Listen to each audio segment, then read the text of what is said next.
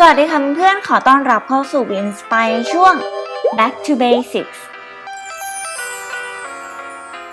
วันนี้เราจะมาเรียนรู้วิธีการเนาผ้ากันค่ะ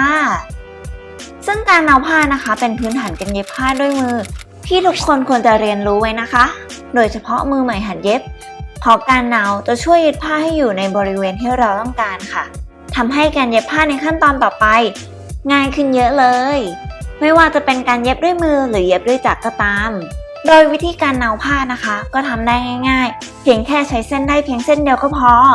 เพราะการเนาเป็นการเย็บยืดแบบชั่วคราวที่ไม่ต้องการความแข็งแรงเท่าไหร่ค่ะ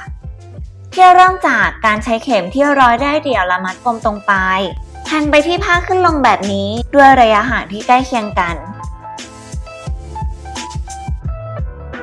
เมื่อทำจนเกือบสุดปลายเข็มแล้วนะคะให้ทำการดึงขึ้นและทำซ้ำแบบนี้ไปจนสุดปลายผ้าที่เราต้องการค่ะ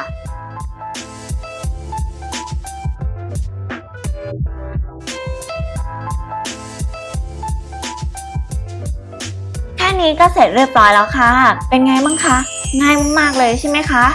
แต่บีก็มีเคล็ดลับอีกอย่างหนึ่งสำหรับการนำผ้ามาบอกเพื่อนๆด้วยนะคะที่ไม่รู้ไม่ได้เลย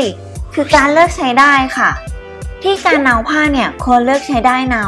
ที่มีคุณสมบัติการดึงขาดที่ง่ายเมื่อเทียบกับได้ธรรมดา